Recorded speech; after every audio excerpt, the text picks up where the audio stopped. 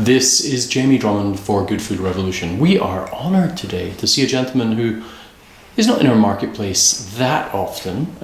We have in front of us Mr. Kim Crawford himself. How are you, sir? I'm very well, thanks. Now, you are currently, and have been for quite some time, involved in your Loveblock project. We have spoken with your wife, Erica, upon many an occasion about that. But we are honoured, as I said, to have you here in Toronto for the New Zealand Wine Show today. We're going to be focusing upon, let's say, the organic and the biodynamic side of your project. I think perhaps the best question would be, why did you choose to take this route?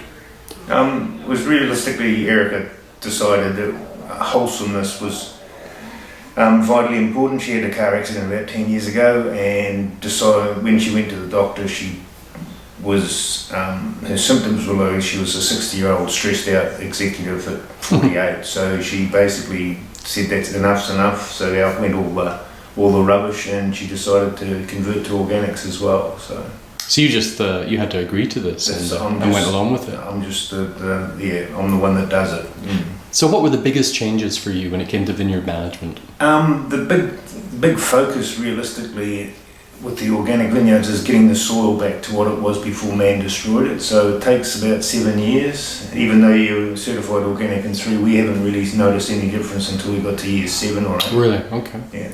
But we now seem to have the natural resistance to botrytis and things like that is much stronger in the organic vineyards than it is in the sustainable ones. Now, is that a combination of, really just getting the balance back into the soil and like restoring the humus on the top of the soil? So compost has become vitally important for us because we run the farm as a closed system now, so we don't bring anything on. Right. So we make our own compost from our own grapes and use that as fertiliser for them. So. And what are the biggest challenges that you found going both biodynamically and organically within Marlborough? I think the biggest problem, it's not really a problem, but it's a year yield. So it costs you about the same per acre or per hectare to grow your grapes, but you get 30% less yield on organic. So you don't do it for a balance sheet by any means. So that's been the biggest challenge. I mean, technically, we don't really. You're not using the funny sprays for botrytis and things like that. So you're just basically using sulphur on a regular basis for powdery mildew, and that's basically it. So organics. That's your biggest disease pressure would be the powdery mildew. Powdery mildew, especially Marlborough itself has become quite monocultural. So if you look in the main valley, there's about 95% of the land is planted in grapes, whereas on the farm we've got 300 acres with 150 acres of vineyard, so the other 150 acres is actually a farm, so there is some biodiversity there for us, which is, I think, very, very helpful. Was this a massive culture shock for you, going from the commercial grape growing to where you are today? I think the biggest shock to us was the fact that we now have to grow our own grapes, whereas in the old days we just bought them off other people who grew them for us. So yeah, there's been a really major learning curve for both Erica and myself in terms of becoming grape growers. Mm. New Zealand wines as a whole have a kind of enviable branding, which is that kind of everything is green and clean and serene, shall we say, to make it rhyme. Why do you feel that is?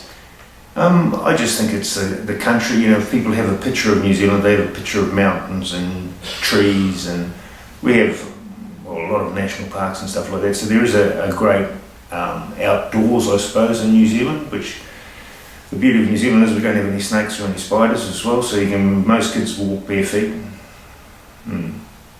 to school and things like that. So I mean, it is quite a nice country. Yeah.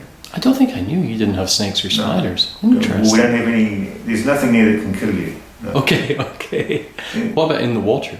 There's the odd sea snake,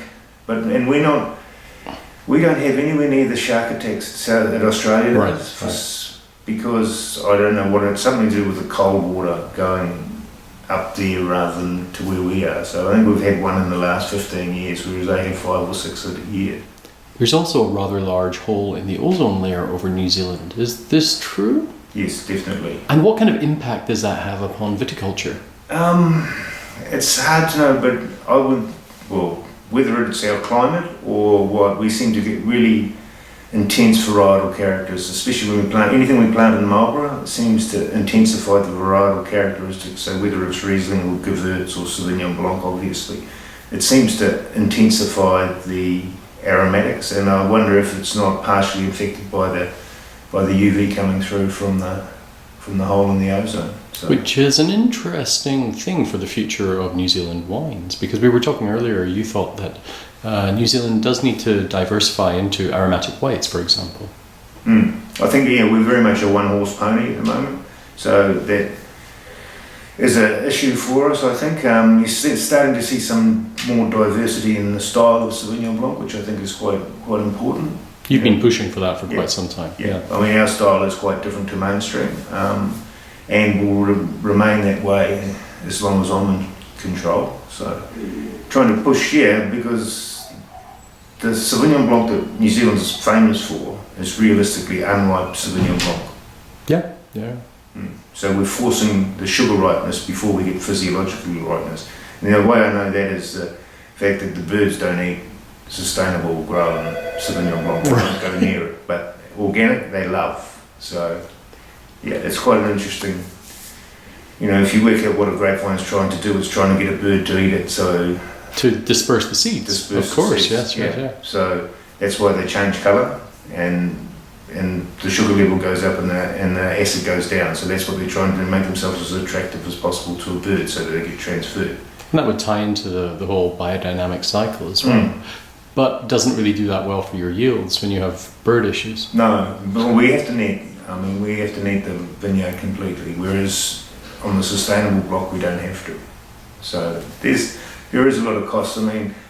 We have a bug there called grass scrub, which flies in November, usually on a full moon. And if we don't net the Pinot Gris, organic Pinot Gris, it will be destroyed. It will be defoliated overnight. Yeah, it's unbelievable. So we have to put a bee net on the organic block. Oh, okay. To stop the bug getting to the leaves. There's no other way to deal with that, like a pheromone or something like that? There's not organically, no. Okay. No, yes there is, but it's not very nice. So. When it comes to biodynamic farming, how much of a zealot are you? No, I'm not a zealot. We utilise what we think is worthwhile, I suppose, would be the way I'd say. So we do pick on flower and fruit days rather than root days. We don't. So I do look at the calendar that way, and my vineyard manager is far more biodynamic orientated than I am, so he does a lot of his spraying and stuff like that will be done on the moon rather than... And you were saying you fish by the moon? I fish by the moon, yeah. And why not? It's been working for you? Yeah. Excellent. If you're a fisherman, you understand the tides. And of course, Well, Kim Crawford, thank you very much for joining us today at Good Food Revolution. No problem. Bye for now.